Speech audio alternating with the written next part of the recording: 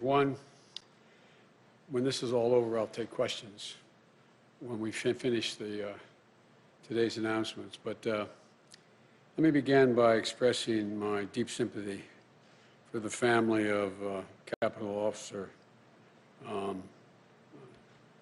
Sicknick, who has died in the line of duty.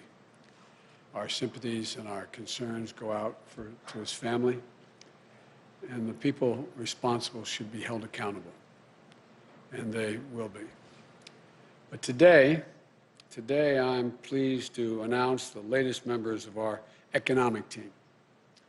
And with their announcement, I'm proud to announce we have finished naming our cabinet, saving the best for last year. 24 outstanding women and men who will get our country moving again, and who are going to restore trust in our government again, and all of whom are ready on day one to do their job. This is a cabinet that I promised you, and I've fulfilled that promise. It looks like America. It taps into the full range of talent we have in our nation, and we have immense talent. It's a historic cabinet. This will be the first cabinet ever that is evenly composed with as many women as men in the cabinet. This will be the first cabinet ever with a majority of people of color occupying this cabinet. And it has more than a dozen history-making appointments, including the first woman Secretary of Treasury, the first African-American Defense Secretary, the first openly gay cabinet member, and the first Native American cabinet secretary. We're also on track. We named a record 50 high-level appointments that are subject to president confirmation, more than any president ever elected has done. We've done our job. We've begun my job of naming these people. It's my expectation and hope that the Senate will now move to confirm these nominees promptly and fairly. It's especially the case for the nominees of Secretary of State, Defense, Treasury, Homeland Security. I nominated them back in November. Given what our country has been through the last 4 years, the last few days, given the threats and the risks in this world, they should be confirmed as close to January 20th as possible. There should be no vacancies at State, Defense, and Treasury and Homeland Security. And we will remain in this dark winter of pandemic and with the economic crisis that's deepening, and we have no time to lose with regard to the entire team. Consider the December jobs report released today. The anxiety and fear of the women and men out there reminds me of when President Obama and I were sworn in during the Great Recession of 2009. This December jobs report shows millions of Americans are still hurting through no fault of their own. We lost another 140,000 jobs. The first negative jobs report since the height of the pandemic in the spring. More people have just lost a job, while many have been out of work for a long time. And the ongoing gap between Black and Latino unemployment remains much too large, that gap. And in many ways, the jobs report is a pandemic report. With the pandemic raging, people are losing work and losing hope. The hospital industry, restaurant, bars, lost more than 372,000 jobs. State and local governments are slashing jobs. 20,000 local educators lost their jobs just last month. In the midst of this pandemic, there are millions of people out of work, unable to pay their rent or their mortgage. They're waiting in line for hours and to get food from a food bank. Think of this, the United States of America. People are lined up for miles in their automobiles, waiting to get a meal to put on the table to feed their family.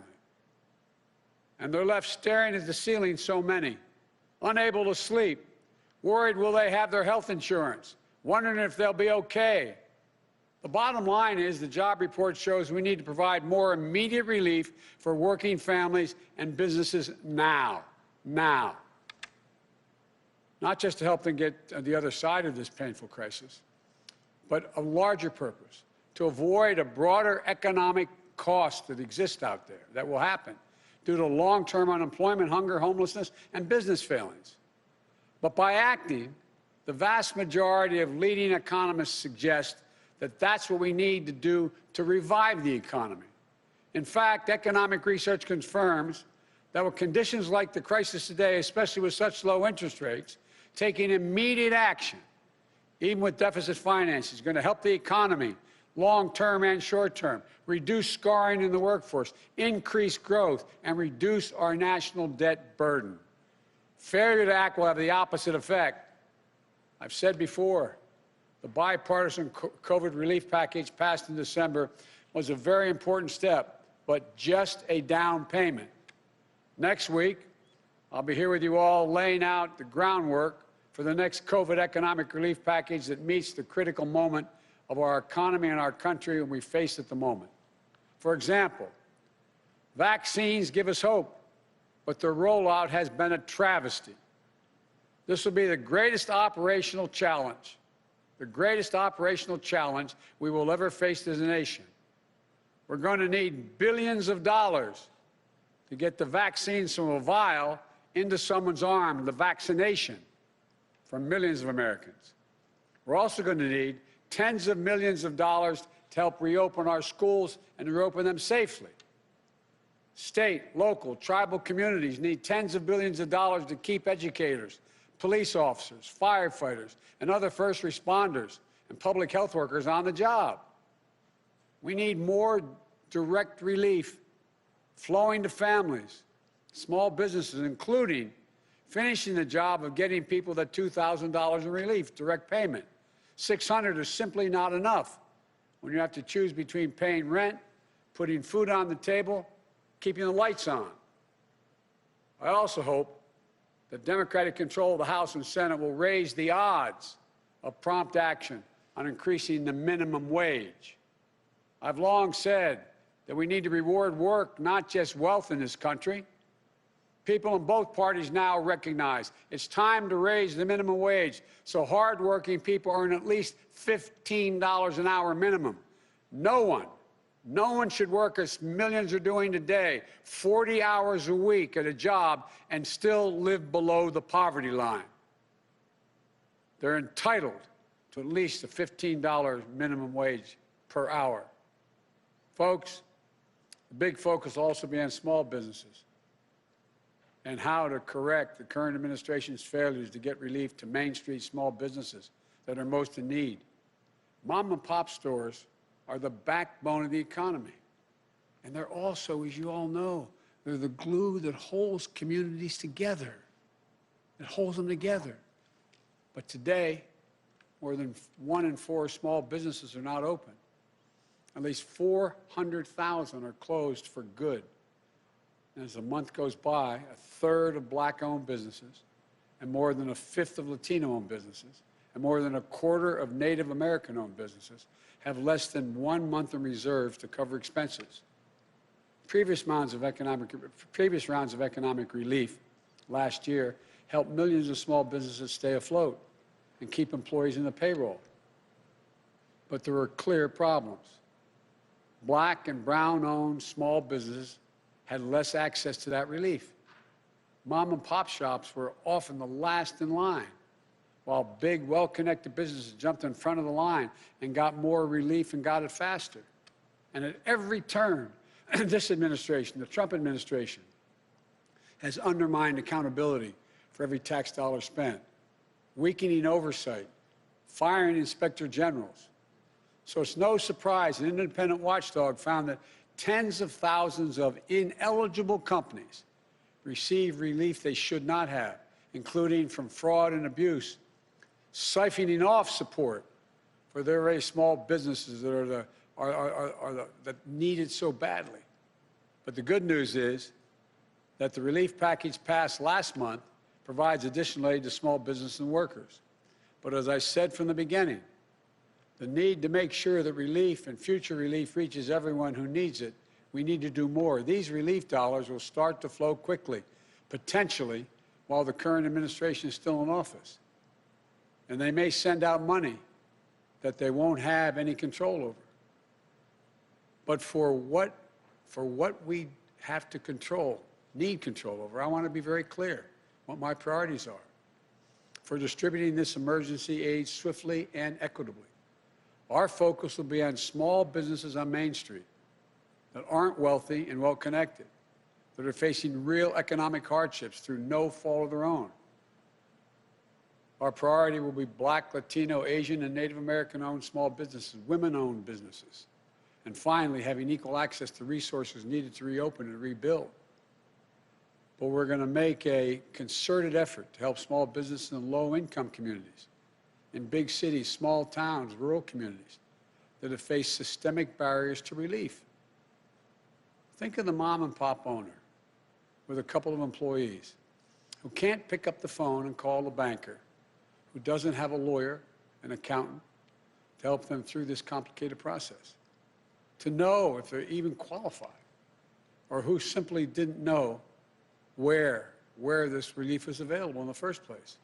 We went through this, Don, when we brought Detroit back off its knees. And as we saw in this morning's job report, restaurants, bars, and hospitality industry have been slammed by this virus. We're going to direct relief to those businesses and others that have been so badly hit the hardest. We owe them that support to help them get through the other side of this crisis. And I promise you, we will investigate and prosecute waste and fraud in these programs so that money goes to the companies that deserve it, and will use it to help their employees and their communities. When my president, President Obama, asked me to implement the Recovery Act, along with Don, who helped me a great deal, we invested more than $800 billion in our economy to help recover, rebuild, and less than 2/3 of 1% waste, fraud, or abuse occurred. We know how to do this. We know how important predictability and clarity are to small businesses.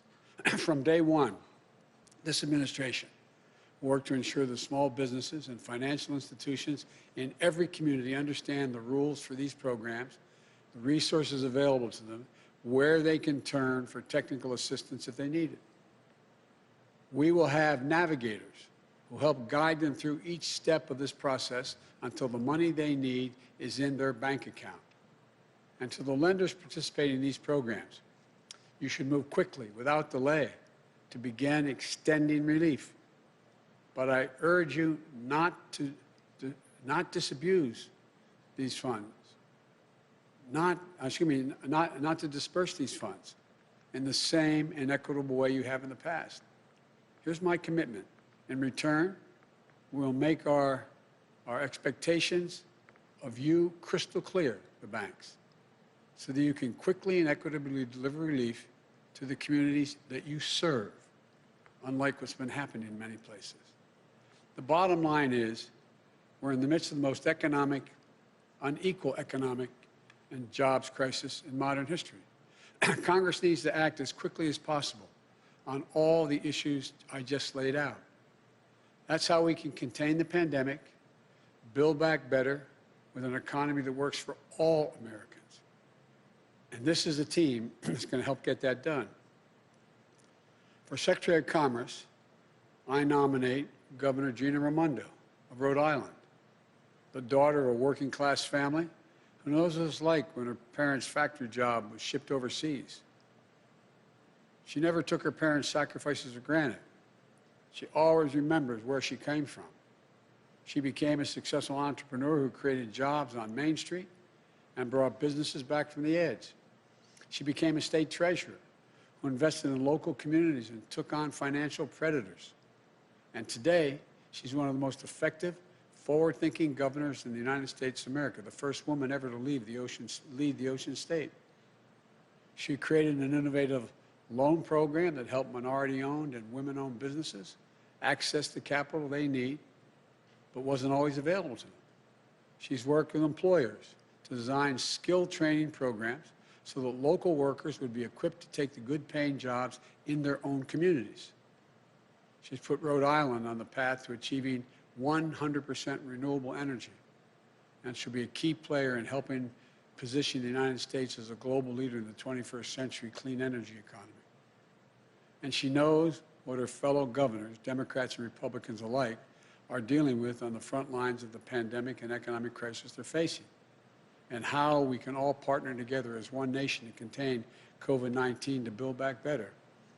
I'm honored, Governor, you're willing to join the administration, and we're really looking forward to working with you. For Secretary of Labor, I nominated a good friend and a stand-up guy, Marty Walsh of Boston, son of Irish immigrants. From his only downside, they're not from Mayo, they're from Galway. From Galway, moved to Boston. Marty was born and raised in Dorchester. I know him, tough as nails. Diagnosed with cancer at age 7, beat it at age 11. Joined the Laborers Union, 223 at age 21. Elected to the state legislature, became union president, and graduated from college at age 42. He's now in his second term as a successful mayor of the iconic American city of Boston, who always puts working people first, fighting for a $15 minimum wage, paid family leave, providing frontline workers with emergency child care and protective equipment they need. Marty understands, like I do, that the middle class built this country, and unions built the middle class. He sees how union workers have been holding this country together during this crisis. Healthcare workers, keeping our hospitals safe, clean, and effective, and efficient, I might add. Public service workers, fighting against budget shortfalls to keep communities afloat. Port workers, car haulers, warehouse workers, folks keeping our air and rail systems running. They're literally what's keeping us going. And they deserve a Secretary of Labor who knows how to build their power as workers, who knows that when I say our future will be made in America, it will be a future built by American workers, a future with historic investments in infrastructure, clean energy, manufacturing, and so much more that's going to create millions of good-paying jobs. Marty knows worker power means not just protecting the right to unionize, but encouraging unionization and collective bargaining. The Fair Labor Standards Act, way back, didn't just say you can have unions. It said the government should encourage the formation of unions. It also means protecting pensions, ensuring workers' safety, increasing the minimum wage, ensuring workers are paid for the overtime they've earned, like we fought for in the Obama-Biden administration, but this administration has weakened. Making sure that we have a trade policy where for every decision we make, unions are at the table, focused on winning good jobs for American workers. This is one of the most important departments to me. I trust Mayor Walsh, and I'm honored he accepted. But I also want to say I did give serious consideration on nominating my friend Bernie Sanders to this position before. I'm confident he could have done a fantastic job. I can think of no more passionate, devoted ally to working people in this country. But after Tuesday's results in Georgia, giving Democratic control to the United States Senate and a tie vote, Bernie and I agreed. As a matter of fact, Bernie said we can't put control of the Senate at risk on the outcome of a special election in Vermont. And he agreed we couldn't take that chance. We also discussed how we'd work together, travel the country together, helping Marty, meeting with working men and women who feel forgotten and left behind in this economy. We agreed that we'll work closely on our shared agenda of increasing worker power and to protect the dignity of work for all working people. I want to thank Bernie for his continued friendship and leadership. I look forward to us working together along with Marty, and he thinks I made a good choice. For Administrator of the Small Business Administration, I nominate Isabel Guzman. Isabel grew up in California, working alongside her dad in a small veterinary business that he built. She devoted an early understanding and developed an early understanding of what small business means to their employees and to the neighborhood they support, and to the families whose dreams they represent. She dedicated her career to creating jobs, to supporting entrepreneurs as a senior official on the Obama-Biden Small Business Administration. As director of California's Office of Small Business and a small business advocate, she worked tirelessly to ensure that everyone with an entrepreneurial spark had a fair and equal shot at getting off the ground and succeeding.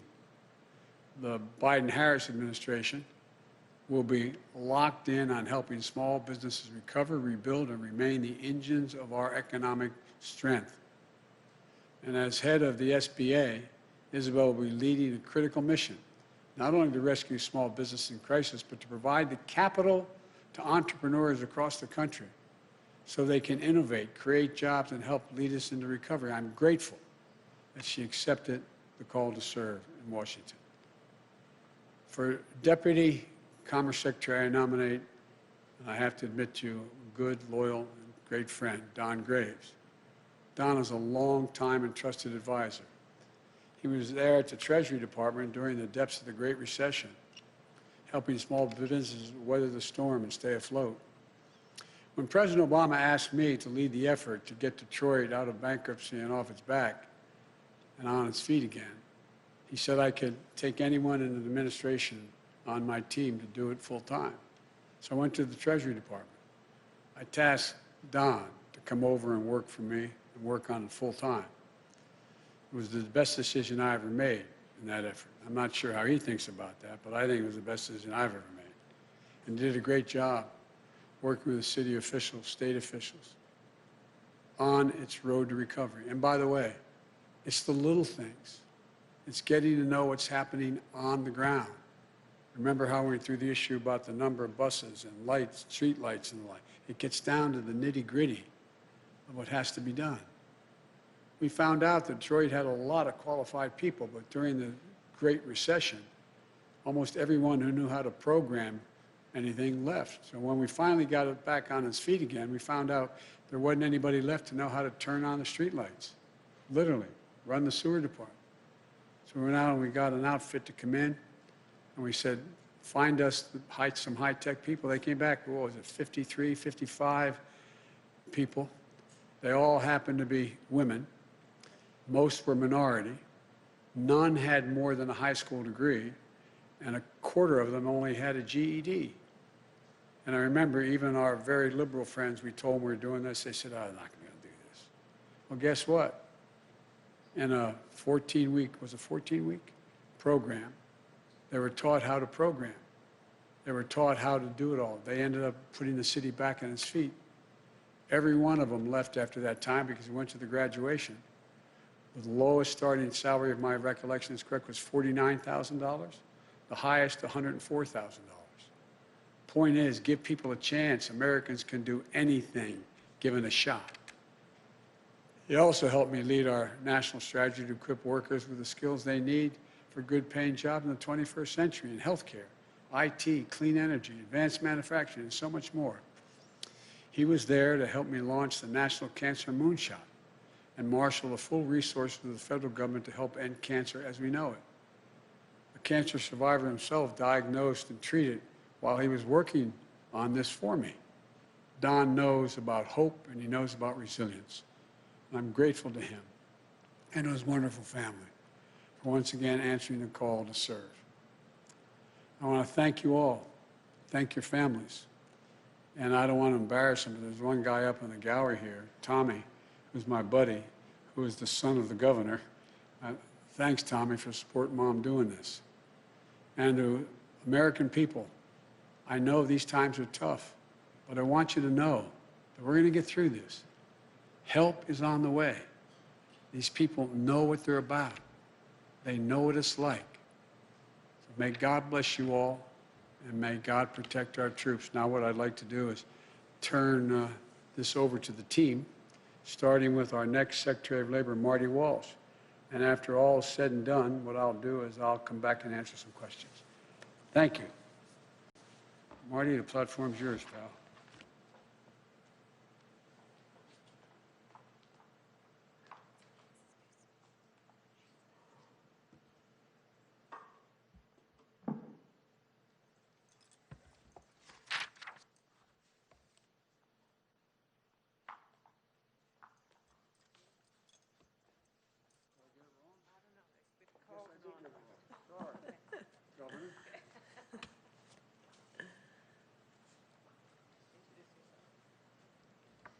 Thank you. Good afternoon.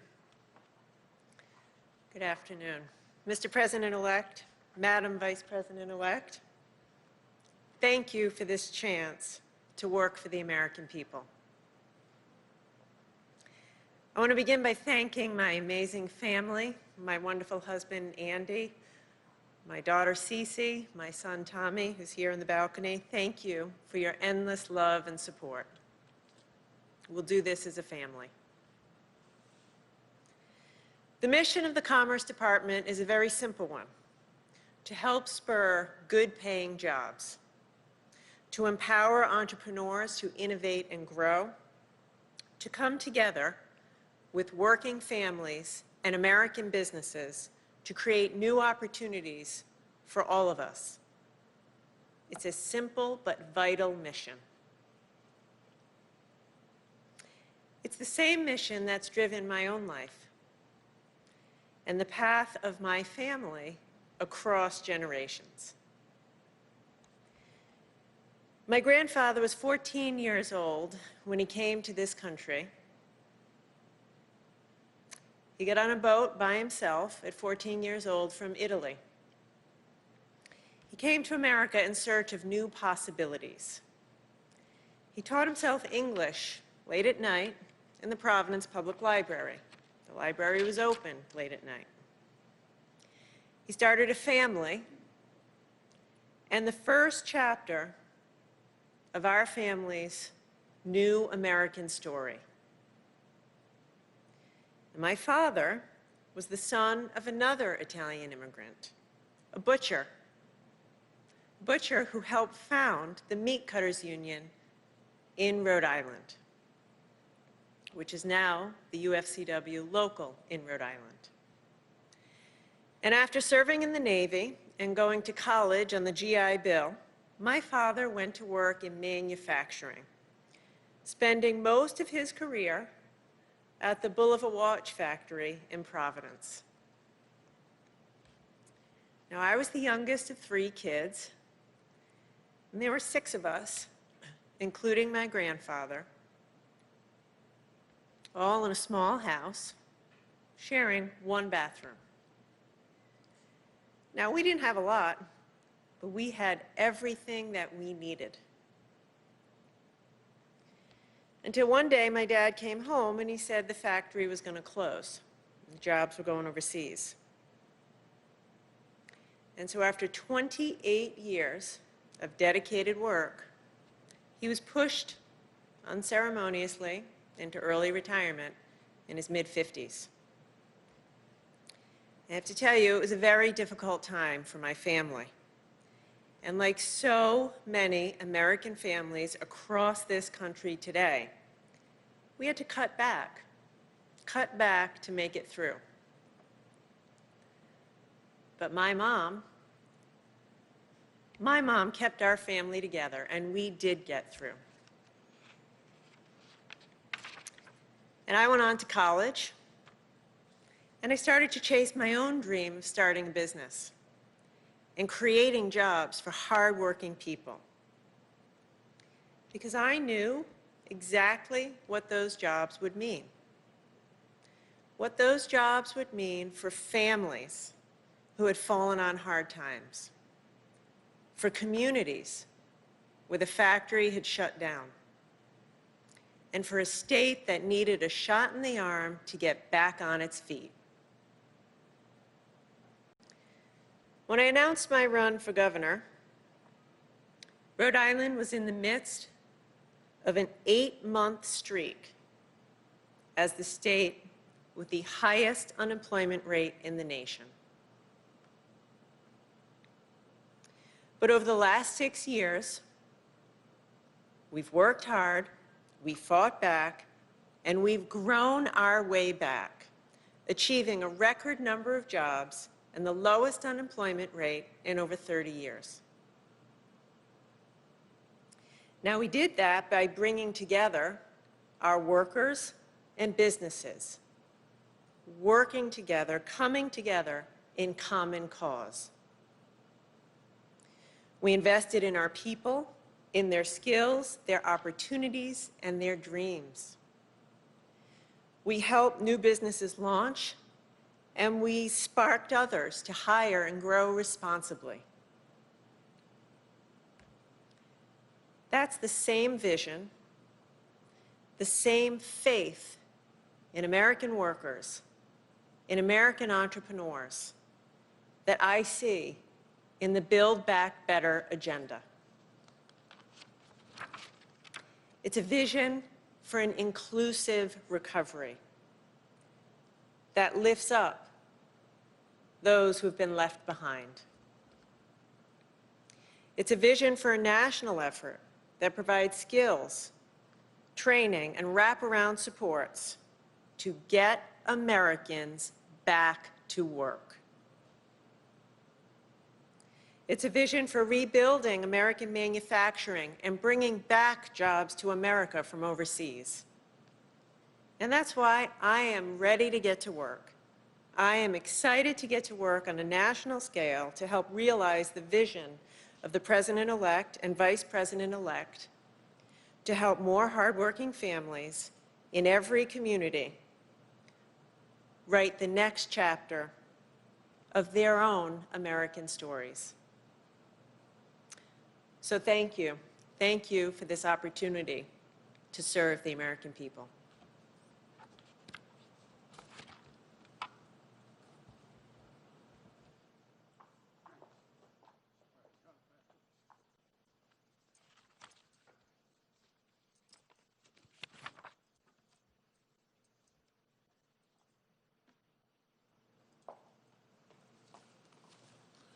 Thank you, Governor Raimondo, and I look forward to working with you in my role as well.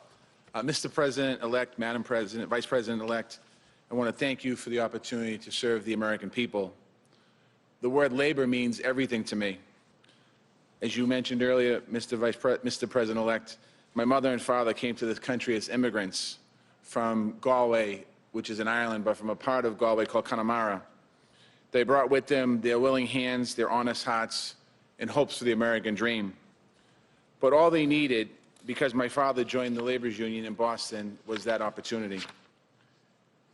And that's why my parents were able to raise my brother, John, and myself with dignity and security in the multi-ethnic, multi-racial, working-class neighborhood of Dorchester in the city of Boston. I followed my father into that union. I learned what it took to turn an honest day's work into an honest day's pay. I saw what fighting for good jobs, good benefits, a safe workplace does for the lives of hardworking men and women and their families.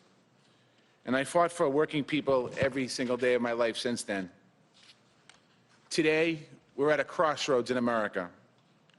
It's a time of great hardship.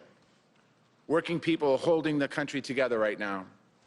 I've seen it up close as mayor of the city that I love, Boston.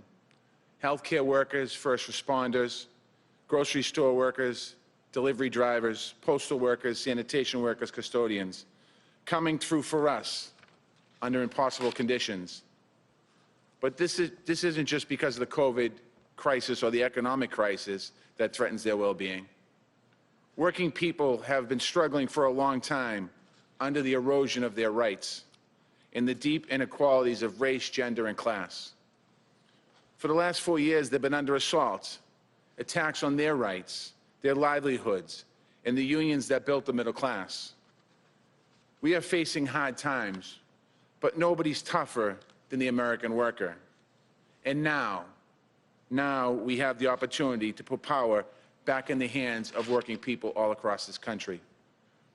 And that is a good thing for our economy and for our country. We can defend workers' rights. We can strengthen collective bargaining. We can grow union membership.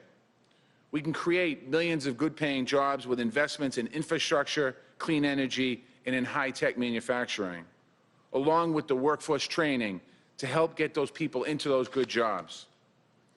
This team, the Biden-Harris team, has the plans to make this happen.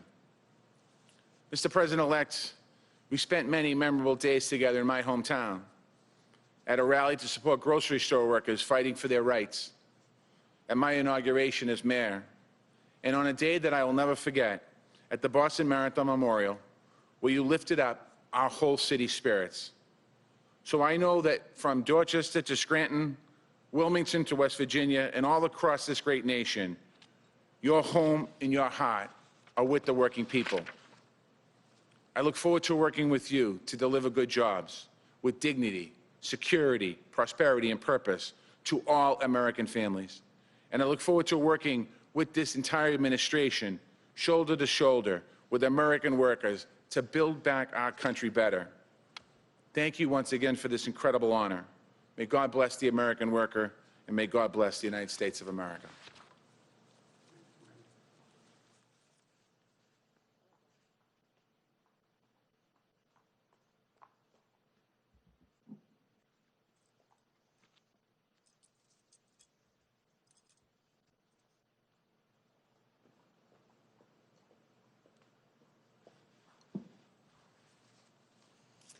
Good afternoon. Mr. President-elect, Madam Vice President-elect, I am honored and truly thankful for this opportunity to serve America's small businesses. Together with you and the exceptional and diverse team you're assembling, I am eager to build our economy back better in every community. The small business experience is personal to me. I grew up in an entrepreneurial family. My father started his first veterinary hospital when I was 1 year old, and I recall early childhood memories of tagging along with him to the hospitals to check on the animals under his care. As I grew older, I worked alongside my dad at the family business and witnessed his dedication to his clients, his employees, and the community. I saw him spending endless hours wearing multiple hats, tirelessly working to learn more and grow the business. Those memories have defined my career and really inspired my work, still today. Along my own path, I have partnered to start businesses, and I have helped entrepreneurs launch and grow their firms. I have advised a startup minority-owned bank, and I have co-founded a consulting firm for small business contractors.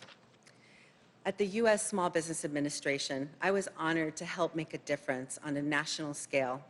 I formed a deep passion for the SBA's work, providing loans, investments, contracts, and counseling to help entrepreneurs start and grow and spur job creation. Today, as California's small business advocate, I support the small businesses and innovative startups of the 5th largest economy in the world, focusing on ensuring the economy works for everyone, as that's how we thrive together.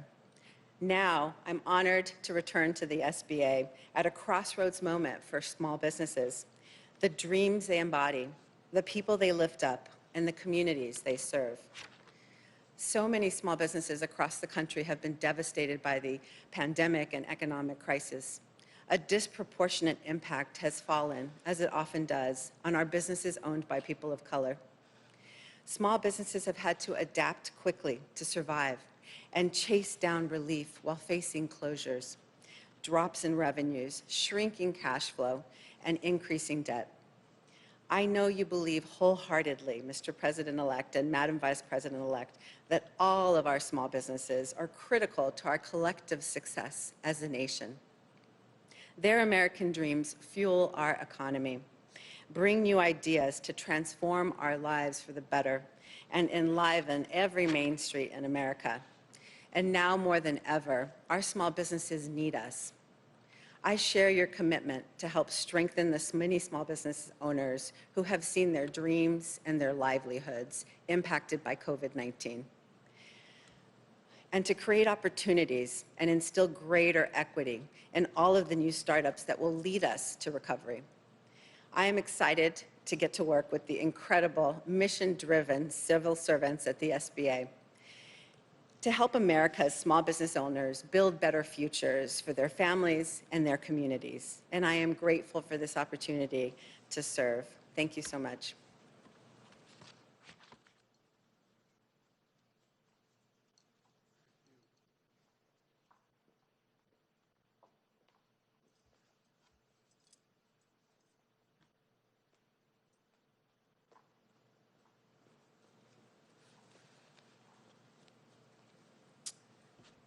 Mr. President-elect, Madam Vice President-elect, I'm honored and humbled to be here today.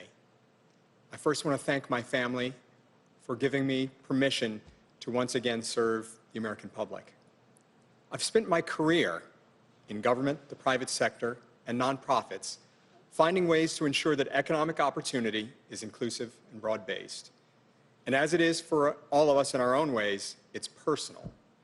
I come from a long line of small business owners, including one who owned and operated the only African-American-owned hotel in the mid to late 1800s, just 4 short blocks from where the Commerce Department sits today.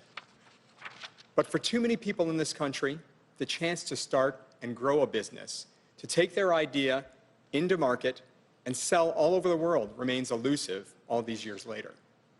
But we also know that government, its resources, and its experienced and capable civil servants can help level the playing field and empower people, communities, and our economy to reach their full potential. Mr. President-elect, I saw it firsthand when you and President Obama prevented another Great Depression and helped us recover, rebuild, and put us on the way to resurgence. I saw it in Detroit, where we were able to provide the partnership to help residents, businesses, and leaders get their city back on the feet again. And as we traveled the country, meeting with local leaders, labor unions, business leaders, and educators, I saw how you brought people together to ensure American workers were equipped and matched with the skills for jobs in their own communities that also strengthened the economic competitiveness of our nation. Above all, you showed me how to do it the right way, to understand that service isn't about those who serve, but the people we serve. To spend the extra time to really understand what they're going through, and to know they aren't looking for us to solve everything, but to understand and help make their lives better.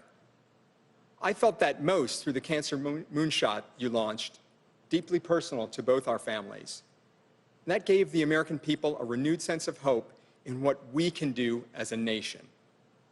With Governor Raimondo, Mayor Walsh, Isabel, and the entire economic team, we will govern by that high standard that you and the Vice President-elect continue to show, to revive the economy through the pandemic and build it back better, to advance racial equity across the board, and to meet the existential threat of climate change with American jobs and ingenuity. With your leadership, I know this administration will provide the American people the support they need to thrive and the opportunity to turn their hopes into lives of dignity and the respect they deserve. Thank you again for the opportunity to serve.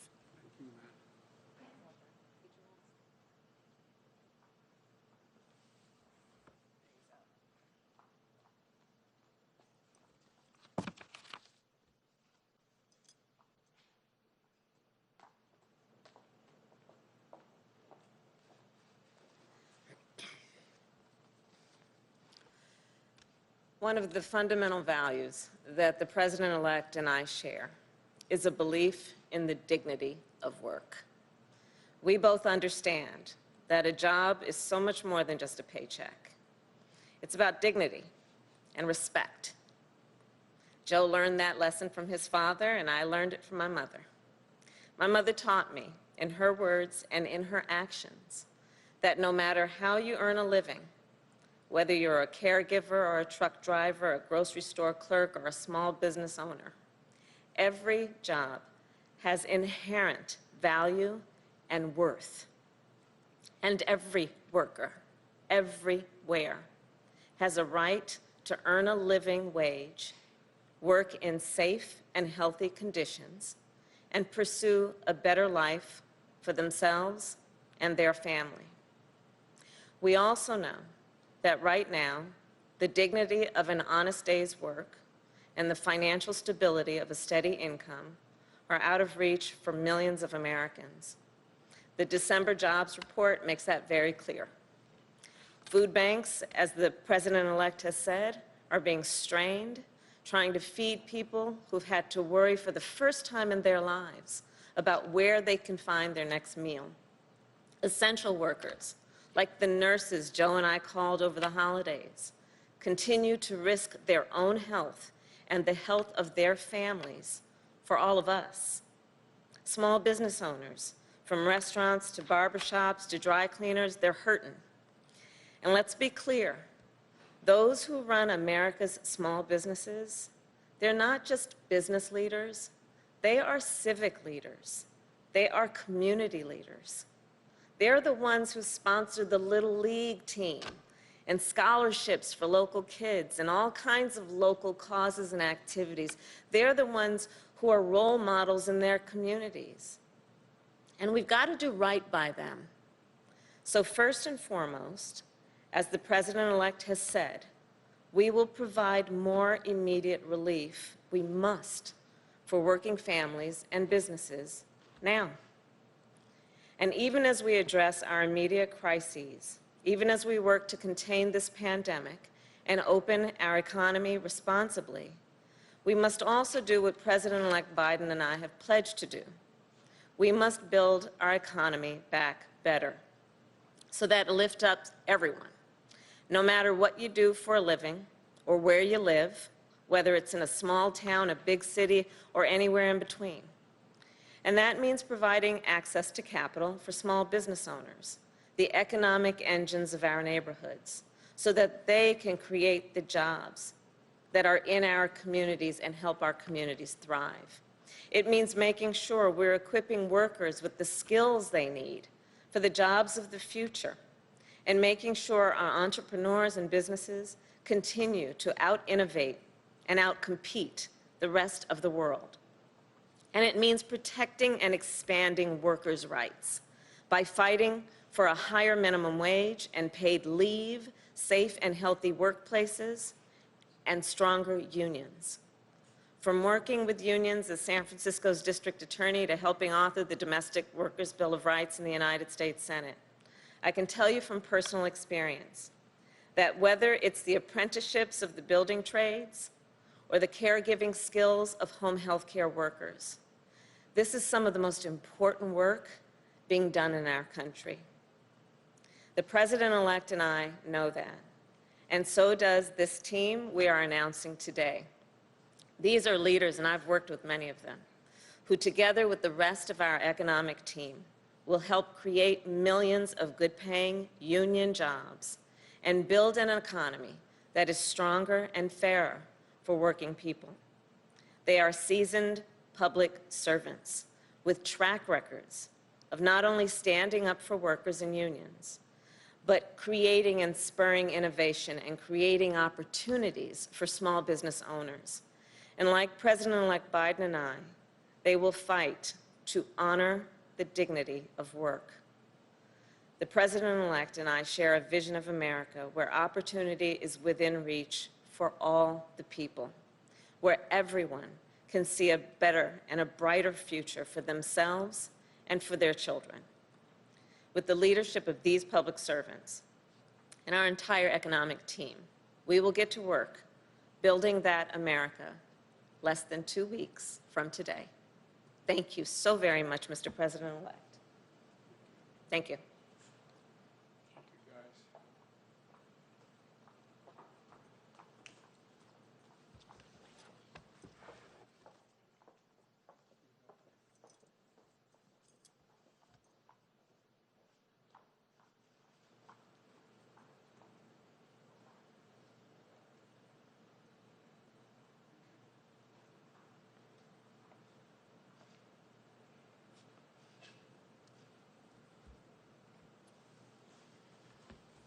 Well, folks, let me take some of your questions. We'll have chances again this week to do it.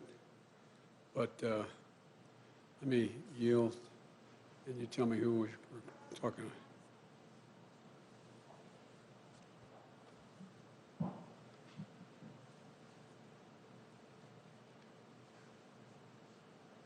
Mr. President-elect, while we have been here, as you've been announcing your economic team, we've learned that House Democrats are currently planning to introduce articles of impeachment against President Trump as soon as Monday. At that point, it'll be just a little over a week before the president leaves office. Do you believe this is a good idea? Look, I've thought for a long, long time that President Trump wasn't fit to hold the job. That's why I ran. And my job now, in 12 days, God willing, I'll be President of the United States of America. And I'm focused on the urgency of three immediate concerns. One, the virus, getting it under control, getting the vaccine from a vial into people's arms. I think the way it's being done now has been very, very sad.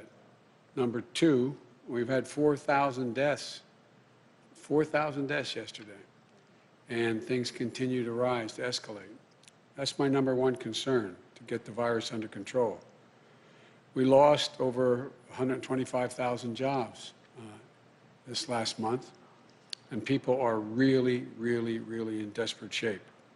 And so I'm focused on the virus, the vaccine, and economic growth. What the Congress decides to do is for them to decide. But I'm going to have to, and they're going to have to be ready to hit the ground running, because when Kamala and I are sworn in, we're going to be introducing immediately significant pieces of legislation to deal with the virus, deal with the economy, and deal with economic growth. So we're going to do our job, and the Congress can decide how to proceed with theirs.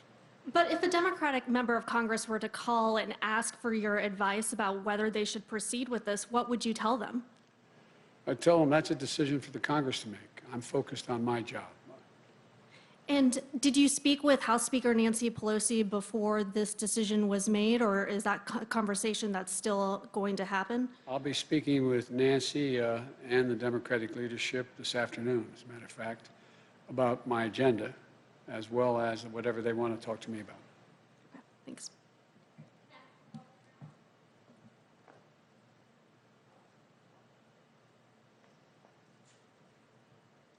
Thanks, Mr. President-elect. Thank you, Ken. I wanted to ask you about your agenda in light of the jobs report that came out today. You're going to be laying out the principles of your plan. Do you think the need in the COVID relief bill is greater than you anticipated? And what is the price tag that you're looking at? I've been told it could be in the $2 to $3 trillion range. And then as it relates to the direct cash payments, you've talked about the need for $2,000 checks. Do you want to see that in a Senate standalone bill as a way to speed up the process? Or do you think those direct cash payments should be part of the package that you're going to be proposing? Well, we're going to be proposing an entire package. And parts of that package are of equal consequence to people. Unemployment insurance, being able to continue with rent forbearance, the whole range of issues. So that's number one. We think that they all have to be dealt with. The price tag will be high. But as I said, made scant reference to in my opening comments, the overwhelming consensus among the leading economists, left, right, and center, is that in order to keep the economy from collapsing this year and getting much, much worse, we should be investing significant amounts of money right now to grow the economy. And that's a pretty wide consensus. And as you know, Moody's had done an analysis of what I originally had been talking about and said that it was necessary to keep the economy from going down. It would rise, we'd create 18.6 million jobs, create $2 trillion more in economic growth than the other administration would, this outgoing administration. So it is necessary to spend the money now. The answer is yes, it will be in the trillions of dollars, the entire package. But it will be, I'll be here next Thursday laying out in detail how that package is going to go. But the basic story is simple, that if we don't act now, things are going to get much worse and harder to get out of the hole later. So we have to invest now. Secondly, we're going to have to meet the emergency needs of the American people. I mean, literally, I know you know this, Ken, that people are having trouble just putting food on the table, just having to keep the payment of their car, maybe able to turn the lights on. There's a dire, dire need to act now, purely out of what is a humanitarian need here at home. And thirdly, we're going to, in the third stage of this, the whole story is we're going to have to invest, as I suggested throughout the campaign, in infrastructure, in healthcare, and a whole range of things that are going to generate good-paying jobs that will allow us to grow the economy. So that's a long answer to a short question, which is that the idea of, with interest rates as low as they are, with the Fed having had its power sort of taken away in terms of what they could do to help this administration like last, it's important across the board. Every major economist thinks we should be investing in deficit spending in order to generate economic growth. And I wanted to ask you about what took place at the Capitol this week. You served in the Senate for 36 years, and importantly, you were there in 1983 when there was an explosion in a Senate corridor. You were there in 1998 when 2 Capitol police officers were shot. You were there during the anthrax attacks in 2001. What kind of an investigation needs to take place, and what steps need to take place to improve the security of the Capitol?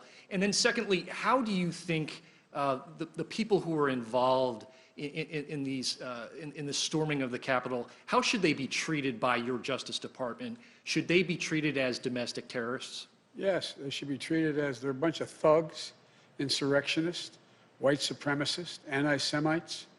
6N is not enough. I mean, come on. You know, these shirts they're wearing, these are a bunch of thugs. And they're terrorists, domestic terrorists. And that'll be a judgment for the Justice Department to make as to what the charges should be. But the fact is, they should be prosecuted. They should be prosecuted. The difference here is, this had the active encouragement of a sitting President of the United States. And the way in which the breakdown in security occurred needs to be thoroughly investigated. I'm not going to prejudge what it was, but the idea that these people were able to just march up the stairs, march in, and do it in the way we had, there's a great debate. I don't know the answer. Great debate now. Was the governor of Maryland correct when he said that I was ready to send in the National Guard? I couldn't get authorization. What happened? It deserves a full-blown investigation, people to be held accountable, and steps taken that something like this could never happen again. And the difference this time is, every nation has dealt, every democracy has dealt with individual terrorist attacks by groups that are very targeted. The largest target was 9/11 and the buildings. Well, right down to blowing up, you know, a bomb going off in the Capitol when I was there, and 2 policemen. But the idea that thousands of people could be marching up the steps of the United States Capitol, breaking windows, breaking doors, forcing their way in, stepping aside. And the photographs of, well, I don't know what the circumstances, the photograph looked like you had some of the Capitol Police taking selfies with these people. That has to be thoroughly investigated. The authorities responsible have to be held accountable for the failures that occurred, and we have to make sure that this can never, ever happen again. The damage done to our reputation around the world by a President of the United States encouraging a mob. This reminded me more of states I've visited over the 100 countries I've gone to, in third tin horn dictatorships. It just cannot be sustained, has to be immediately investigated in depth, and people have to be held accountable. And lastly, do you think you need to change any of the planning for your inauguration as a result of this? A totally different entity is in charge of the inauguration that was in charge of protecting the Capitol, the Secret Service. I have great confidence in the Secret Service. I have great confidence in their ability to make sure that the inauguration goes off safely, and goes off without a hitch. So so I have confidence in what is in the planning that's been underway before this and continues with the Secret Service as the lead agency. Thank you. Thank you.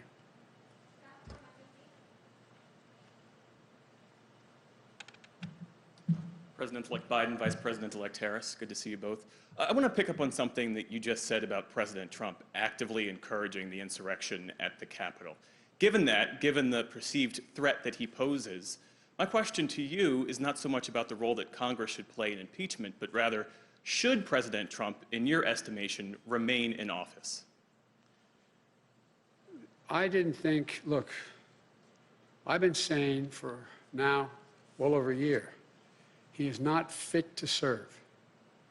He is not fit to serve. He's one of the most incompetent presidents in the history of the United States of America. And so the idea that I think he shouldn't be out of office yesterday is not the issue. The question is, what happens with 14 days left to go or 13 days left to go?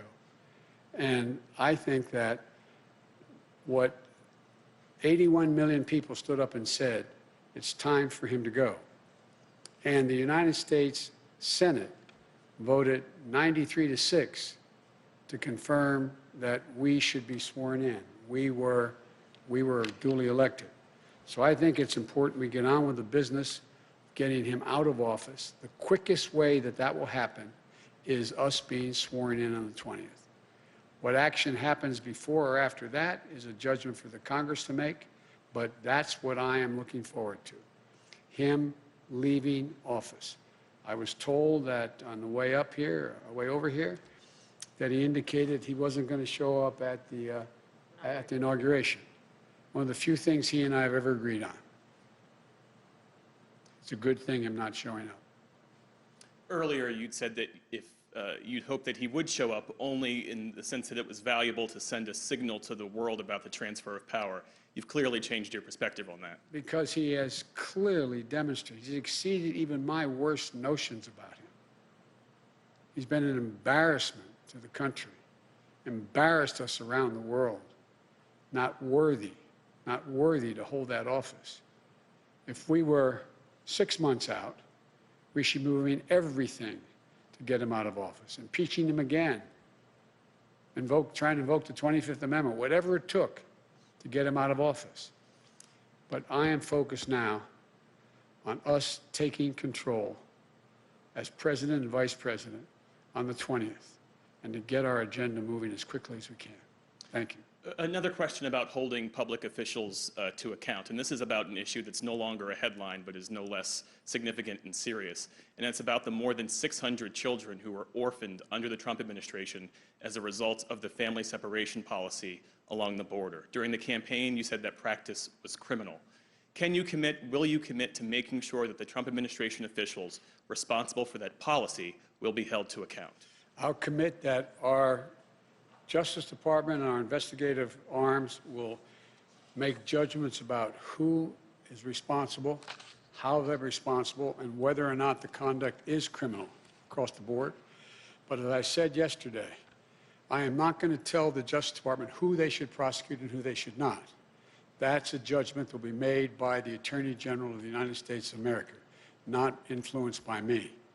But there will be a thorough investigation of who's responsible and whether or not the responsibility is criminal.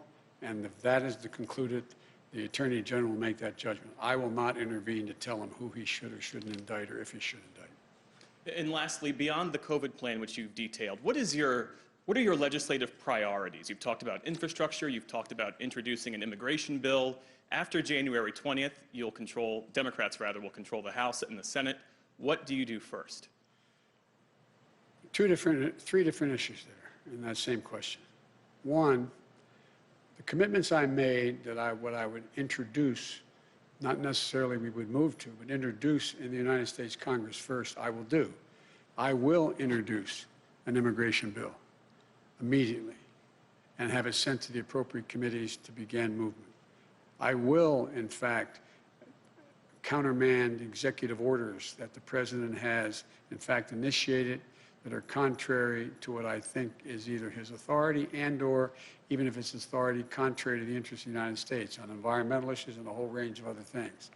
And thirdly, I will immediately move, though, to the most urgent need of asking the Congress to give me the financial wherewithal to deal with the virus, to be able to move so that we have Operation Warp Speed really working.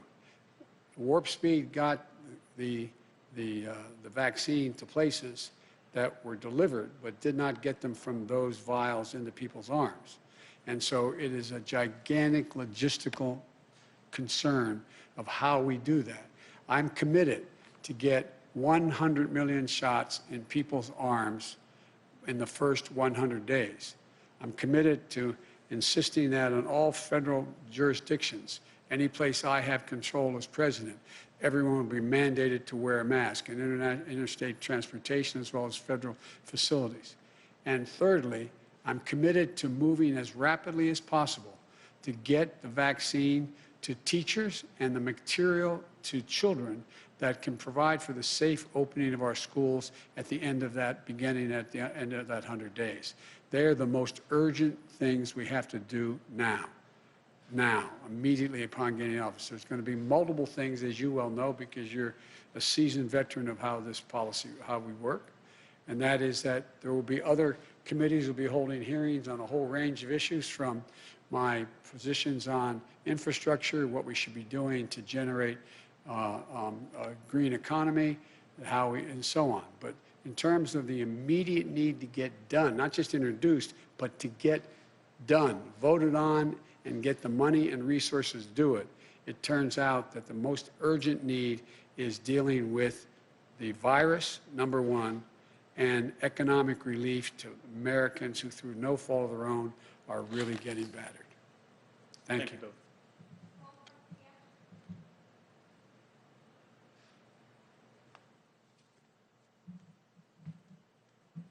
Thank you, Mr. President-elect and Madam Vice President-elect. I want to follow up with respect to what you just said about the inauguration and that it's a good thing that the President is not coming. But what about the Vice President, Mike Pence? He's welcome. I think it's important that as much as we can stick to what have been the historical precedents of how, in the circumstance in which an administration changes, should be maintained. And so if the Vice President is welcome to come, we'd be honored to have him there and to move forward in the transition. Have you spoken to him at all? No, I haven't. And you have called for unity and healing in this country, but after the events of Wednesday, does that make your job easier or harder? I think it makes my job easier, quite frankly. I've had a number of my Republican colleagues, former colleagues, I used to serve in the Senate for a long time, call me. Many of them are as outraged and disappointed and embarrassed and mortified by the President's conduct as I am and Democrats are. And I think I have said from the beginning, and I have not changed my view, my overarching objective is to unify this country. We must unify the country. And I think that you've heard me say this before, and I apologize for repeating myself, but understandably the questions are repetitive and good. I mean, I'm not being critical of the question. And that is that there's two ways people are inspired: by inspirational leaders and by terrible leaders. By terrible leaders. What this president has done is rip the Band-Aid all the way off to let the country know who he is and what he's about and how thoroughly unfit for office he is. And you see already a number of Republicans. I was so proud.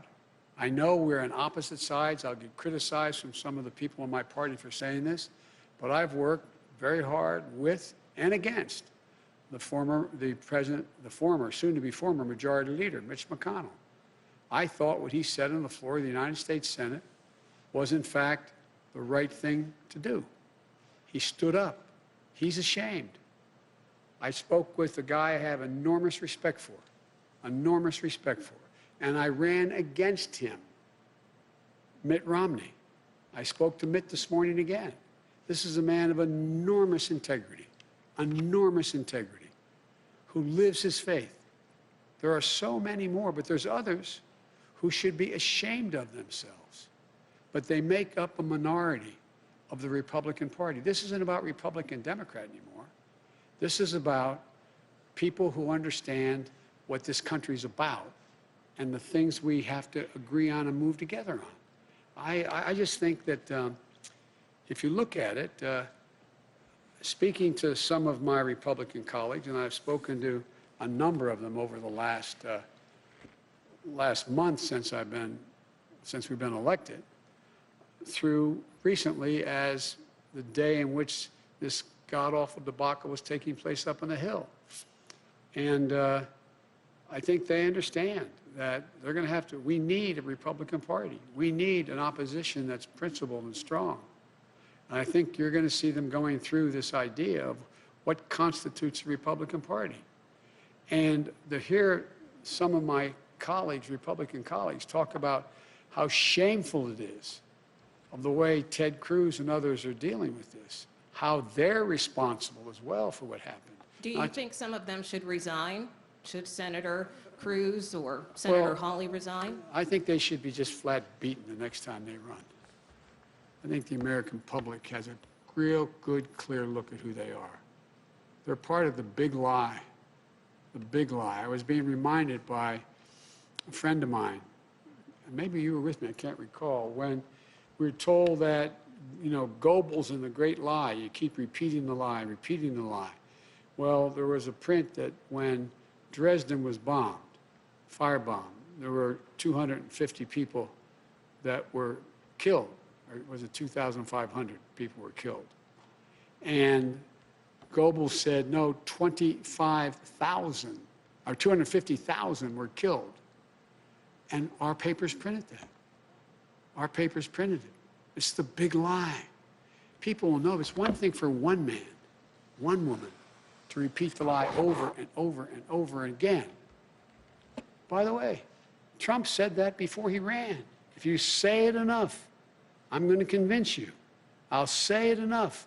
The press is bad, the press is bad, the press is bad, the press is bad. If he's the only one saying it, that's one thing. But the acolytes that follow him, like Cruz and others, they are as responsible as he is. And so it's not about whether or not they get impeached. It's about whether or not they can continue to hold power because of the disgust the American people have for their actions. There are decent people out there who actually believe these lies because they've heard it again and again. I was with a friend of mine who's a medical doctor telling me that his neighbor said to him, he lives in another state, his neighbor's a good person, said, but you know, doc, this is true. There's a lot of chicanery that went on in this election. He said, tell me what? Well, I just know there was. They say it is. They say it is. This is a human condition. You say it and say it and say it and say it.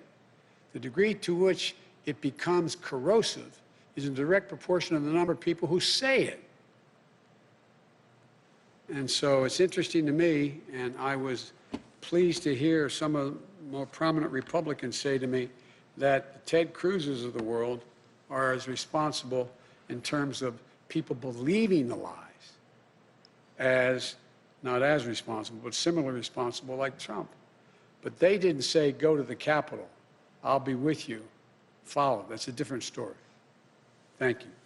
Thank you. Thank you all very, very much. Appreciate it. Thank you.